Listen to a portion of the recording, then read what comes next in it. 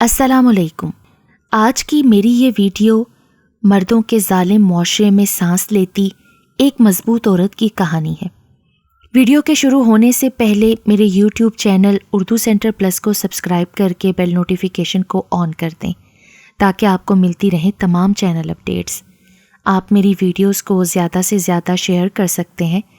اب آپ مجھے ٹویٹر، فیس بک اور انسٹاگرام پہ بھی فالو کر سکتے ہیں۔ 4 رکنی ڈاکٹرز بورڈ سر جوڑے بیٹھا تھا اور پیش نظر شاہدہ بی بی کی رپورٹس تھیں، پر کسی طور پر بھی بہتری کی کوئی راہ نکلتی نظر نہ آتی تھی۔ سرجن ڈاکٹر شاہد وقار ملک کے مایہ ناز نیورو سرجن تھے، مگر انہوں نے بھی افسوس کا اظہار کرتے ہوئے معذرت کر لی۔ ہم اپنی پوری کوشش کر رہے ہیں، پر شاہدہ بی بی کا زخم پوری طرح خراب ہو چکا ہے۔ سی ٹی اسکین کچھ اچھی خبر نہیں دے رہا۔ برین کے اوپری اور نچلے حصے پر اس وقت جو خون جمع ہو گیا تھا وہ بعد میں ٹیومر کی شکل اختیار کر گیا ہے۔ میڈیکل سائنس میں اسے سیریبرل ٹیومر کہتے ہیں۔ عام زبان میں یہ کینسر کی شکل اختیار کر گیا ہے اور سٹیج بھی لاسٹ ہے۔ نہ تھیراپی ہو سکتی ہے نہ ہی سرجری۔ اب ہمارے بس میں کچھ نہیں ہے، باقی آپ اللہ تعالیٰ پر بھروسہ رکھیں، وہی کوئی معجزہ کرے گا انشاءاللہ۔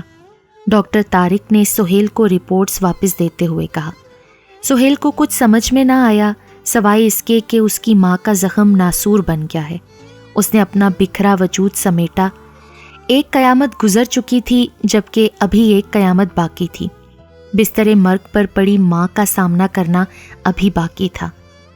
وہ جیسے تیسے ڈاکٹر کے کمرے سے باہر آیا اور وارڈ کی جانب چلا جہاں اس کی ماں زندگی اور موت کی جنگ لڑ رہی تھی۔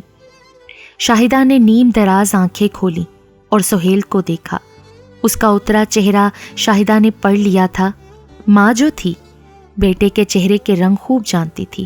بیٹا سہیل، نہ بیٹا رونا نہیں، میرے لیے دعا کرنا، کلام الہی پڑھنا، اور بیٹا کبھی کسی کا دل نہ دکھانا۔ کسی کا حق کھانا غلط ہے، گناہ ہے۔ امی آپ پریشان نہ ہوں، میں آپ کی رپورٹس دوسرے ڈاکٹر کے پاس لے کر جاؤں گا، سہیل نے اپنے آنسو چھپاتے ہوئے کہا۔ سہیل بیٹا بڑے ماموں کو بلا لو، مجھے کچھ ضروری بات کرنی ہے، شاہدہ نے نحیف سی آواز میں کہا۔ سہیل پرنم آنکھوں سے اظہر ماموں کو فون ملانے مڑ گیا اور ادھر شاہدہ نے آنکھیں موندی، چپ چاپ ماضی کی وادی میں اتر گئی۔ ہم کوہاٹ کے رہنے والے تھے، متوسط طبقے سے تعلق رکھتے تھے۔ اظہر بھیا، میں، عابدہ اور زاہدہ، ہم 4 بہن بھائی، امی ابا اور دادی، یہ کل کائنات تھی ہماری۔ ہم بیٹیوں کو گھر سے نکلے یا اسکول جانے کی اجازت نہیں تھی۔ دادا ابا کو عزت پیاری تھی اور ان کی وفات کے بعد یہ بیڑا دادی اماں نے سنبھال رکھا تھا۔ ہم کس سے ملتے ہیں، کون گھر آتا ہے، امی نے کہیں کسی سے کوئی بات تو نہیں کی۔ دن بھر کی یہ ساری روداد دادی اماں ابا کے گوش گزار کرتی تھیں، اور ذرا سی بھول چوک پر دادی اور ابا مل کر امی کو مارتے تھے۔ اظہر بھیا سب سے بڑے تھے، وہ امی اور ہماری ڈھال تھے۔ ان کے ہوتے گھر میں سکون تھا۔ انہی کی وجہ سے ہمیں گڑیا کی شادی کی اجازت بھی مل گئی تھی۔ مڈل تک تو اسکول گاؤں کے نزدیک ہی تھا، پھر مزید تعلیم کے لیے انہیں شہر جانا پڑا اور یہاں ہم سب بے آسرا ہو گئے اور میری زندگی برباد ہو گئی۔ ہم سب نے روتے ہوئے بھیا کو رخصت کیا تو دادی اور ابا ناراض ہونے لگے۔ دعا دو بھیا کو، خیر سے جائے اور خیر سے آئے۔ ہم سب نے دعا دی۔ بھیا کے جانے کے بعد ہم نے گڑیا کی شادی کی تیاری شروع کر دی، جو 1 ہفتے سے بھیا کے ساتھ مل کر رہے تھے۔ گھر سجایا، مہندی لگائی، اچھے کپڑے پہنے، اور آج تو ابا نے امی کو بھی اچھا کھانا بنانے کے لیے کہا اور ساتھ تیار ہونے کا کہا تھا۔ بھیا کو رخصت کر کے ابا امی کو لے کر دادی کے کمرے میں چلے گئے۔ شاہدہ آپی، گڑیا کا لال دوپٹہ کہاں گیا؟ زاہدہ نے رونی صورت بناتے ہوئے کہا۔ ارے یہ مسحری پر تو پڑا ہے، روتی کیوں ہو؟ کچھ آنسو سنبھال کر رکھو رخصتی کے لیے، بس عابدہ اپنے گڈے کی بارات لے کر آتی ہی ہوگی۔ شاہدہ نے زاہدہ کو چھیڑا۔ آپی روز ملنے چلیں گے اور مٹھائیاں کھا کر آیا کریں گے دھولا بھائی سے، زاہدہ نے نم آنکھوں سے ہنستے ہوئے کہا۔ تھوڑی دیر میں دادی کے کمرے کا دروازہ کھول دیا گیا۔ دادی نے بڑی چاہ سے مجھے سرخ دوپٹہ اڑا دیا اور امی رونے لگیں۔ کچھ سمجھ نہیں آ رہا تھا۔ ایک افراتفری تھی سارے گھر میں۔ عابدہ کو گڈے کی بارات لانے سے منع کر دیا گیا تھا۔ امی نے میرا ہاتھ پکڑ لیا اور میرا ماتھا چوما۔ کریم داد اچھا لڑکا ہے، تجھے خوش رکھے گا، اللہ تیرے نصیب اچھے کرے میری بیٹی۔ چچا کریم داد؟ امی نے میرے منہ پر ہاتھ رکھ دیا۔ نہ بیٹا نہ، چچا نہ کہنا، اب گناہ ہوتا ہے، شام کو تیری رخصتی ہے۔ امی نے مجھے گلے لگا لیا۔ پر امی، رخصتی تو گڑیا کی تھی نا آج؟ میں نے پوچھا، پر امی کے پاس کوئی جواب نہیں تھا۔ 25 سالہ کریم داد خوبرو جوان تھا، گندمی رنگت، دراز قامت۔ کریم داد زمیندار کی زمینوں پر کھیتی باڑی کا کام کیا کرتا تھا۔ وہ ابا کا دور کا کزن تھا، اکثر ابا کی مدد کر دیا کرتا تھا۔ ابا نے اظہر بھیا کو شہر پڑھنے بھیجا تھا اور قرضے کے طور پر 50,000 روپے لیے تھے، جس کی معافی کے طور پر آج میں بیاہی جا رہی تھی۔ کریم داد بارات لے آیا اور میں رخصت ہو کر اس کے گھر آ گئی۔ میری ساس نے منہ دکھائی میں مجھے جو پہلا تحفہ دیا وہ دانتری تھی۔ ساتھ اس نے بتایا کہ فجر سے پہلے ناشتہ دینا ہے اور نماز کے بعد بیلوں کو کھیت کے لیے تیار کرنا ہے۔ چونکہ کٹائی کا موسم ہے تو عابدہ اور امی کے ساتھ آج سے میں نے بھی کٹائی پر جانا ہے۔ میری سمجھ میں کچھ نہیں آ رہا تھا، یہ کیسا تحفہ ہے؟ کریم داد کہیں نہیں تھا۔ اس رات کو وہ گھر نہیں لوٹا۔ اگلی صبح ساس کو ناشتہ دینے کے بعد میں کھیتوں میں جانے کو تیار ہو گئی۔ امی اور عابدہ مجھے لینے آ گئیں تو میں نے امی سے سوال کیا، امی یہ کیسی شادی ہے؟ نہ مٹھائی نہ گانے، مجھے واپس گھر جانا ہے۔ دیکھو نا امی، یہ دانتری میں کیا کروں گی؟ اپنے گھر میں مجھے تو ہاتھ میں سے لینے سے منع کرتی تھی۔ مجھے یہ کام نہیں کرنا امی، مجھے بھی اظہر بھیا جیسا پڑھنا ہے۔ چپ پگلی، کسی نے سن لیا تو جان سے جائے گی۔ اب تو عزت ہے کریم داد کی، ایسی باتیں پھر نہ کرنا، جیسے وہ اور اس کی ماں کہے ویسے ہی کرنا۔ امی نے قدرے مضطرب ہو کر کہا تو میں نے بھی وعدہ کر لیا کہ اب سے کچھ نہیں کہوں گی، اپنے امی ابو کی لاج رکھوں گی۔ کریم داد زمینوں پر ہی موجود تھا۔ اس نے میرا ہاتھ پکڑ کر دانتری کا استعمال سکھایا۔ یہ پہلی اور آخری بار تھا جب کریم داد نے مجھے پیار سے چھوا تھا۔ اس کے بعد تو زندگی کی کشتی کسی طوفان کی نظر ہو گئی تھی۔ سارا دن گھر اور کھیت کے کام اور رات کو نشے میں دھت کریم داد کی ننگی گندی گالیاں اور مار۔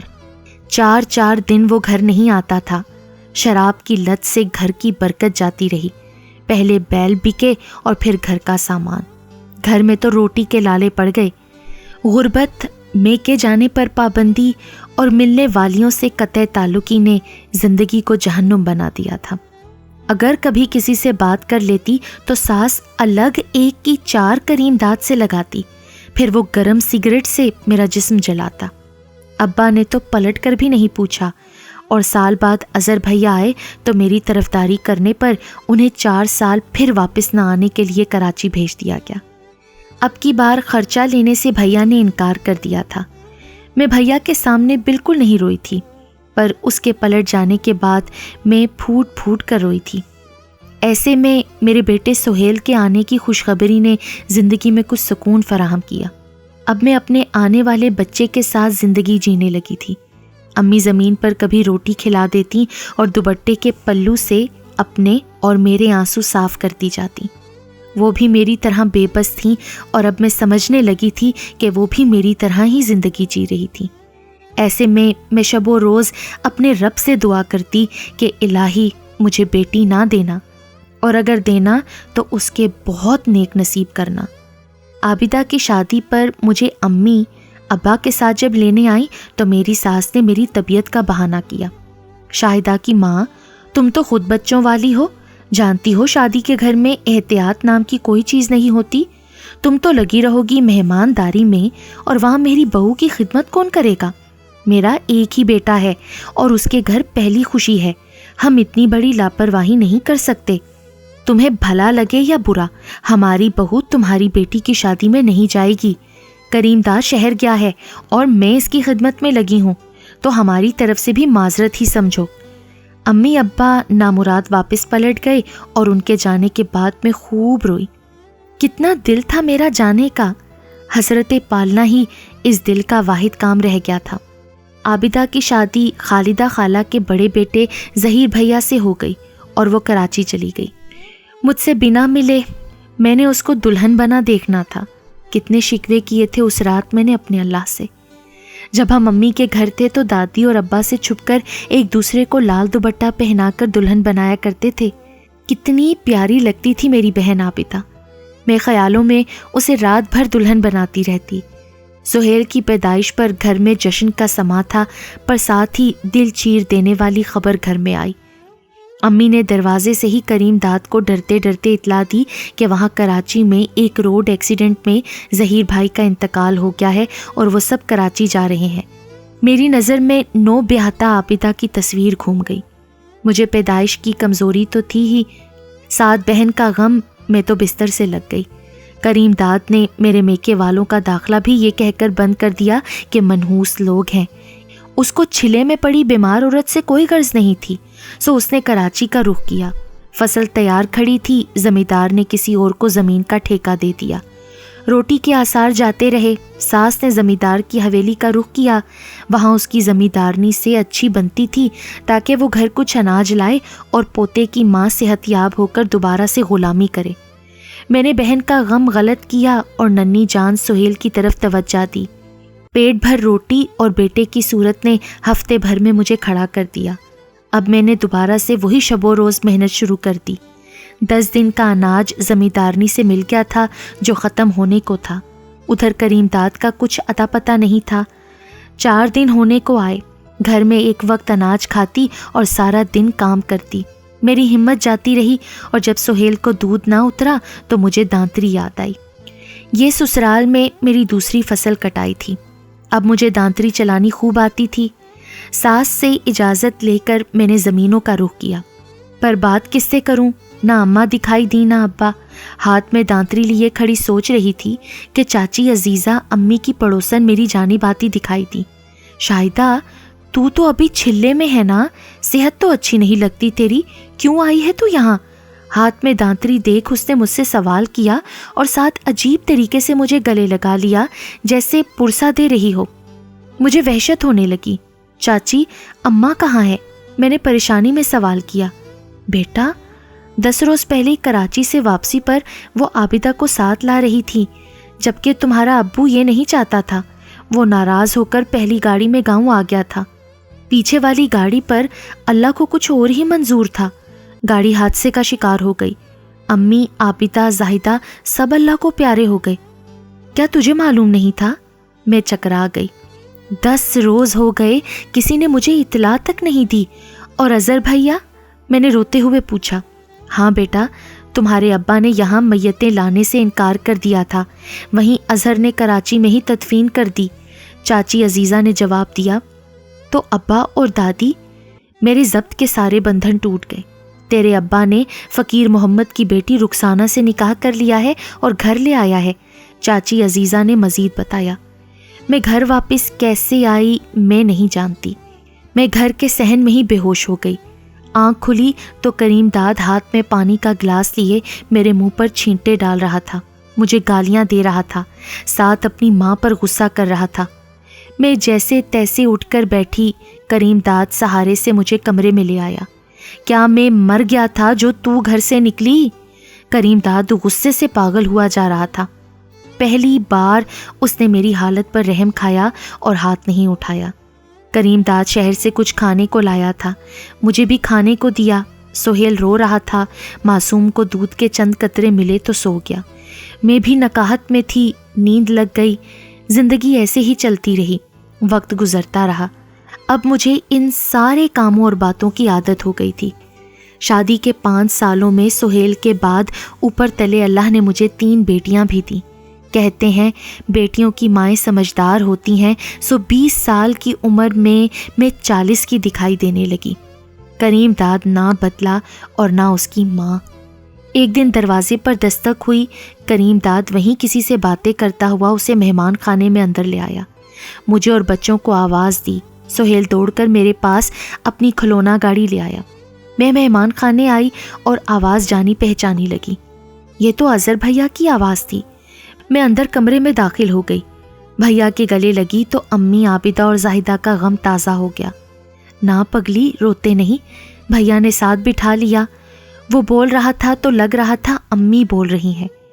5 سال اظہر بھیا نے کراچی میں اکیلے محنت مشقت میں کاٹے، ساتھ پڑھائی کرتے رہے اور خیر سے نوکری لگ گئی تھی۔ وہ سب کے لیے کپڑے اور تحائف لائے تھے۔ یہ پہلی بار تھا جب میرے میکے سے کسی کو عزت دی گئی تھی۔ میں خوش تھی، پر بھیا نے میرے گھر کا پانی بھی نہیں پیا اور رسم و رواج نبھا کر چلے گئے۔ بھیا نے ہمیں کراچی بلایا تھا۔ بھیا کی شادی اچھے لوگوں میں ہو رہی تھی۔ کریم داد نے فون پر بھیا سے کراچی آنے کا وعدہ کر لیا تھا۔ میں بہت خوش تھی، پر قسمت کو میری خوشی منظور نہ تھی۔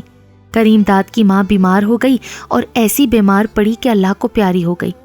بھائی بھابھی میت پر آئے، پر کریم داد نے عزت نہ دی، الٹا بھابھی کو منحوس قرار دے دیا۔ بھیا خاموشی سے واپس چلے گئے۔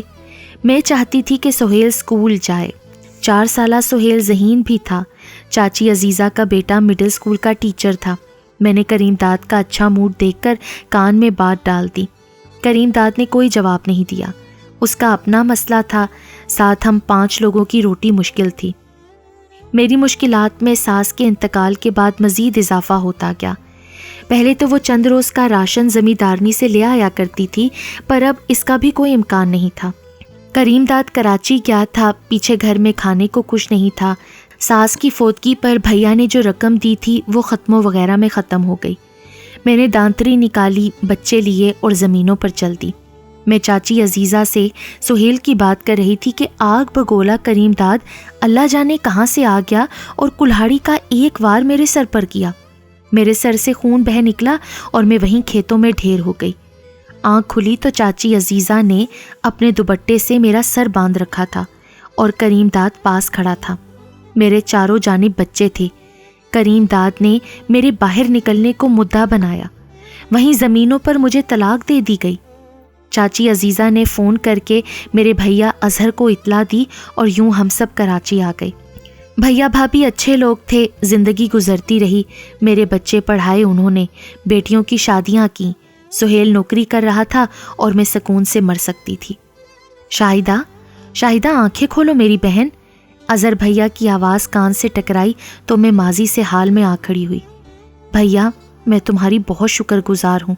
میرے بعد میری بیٹیوں کی خبرگیری رکھنا جیسے میری رکھتے تھے، اور روز محشر گواہی دینا بھیا کہ میں نے ساری زندگی اپنے اماں ابا کی لاج رکھی تھی اور اس جہنم میں جلتے ہوئے بھی اپنی زندگی گزار رہی تھی۔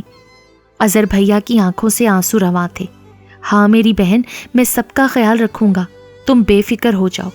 اور پھر واقعی میری امی بے فکر ہو کر سو گئیں، ہمیشہ کے لیے۔ میں سہیل ان کے سرہانے کھڑا تھا۔ انہوں نے حسرت بھری نگاہوں سے مجھے دیکھا اور اپنی آنکھیں ہمیشہ کے لیے موند لیں۔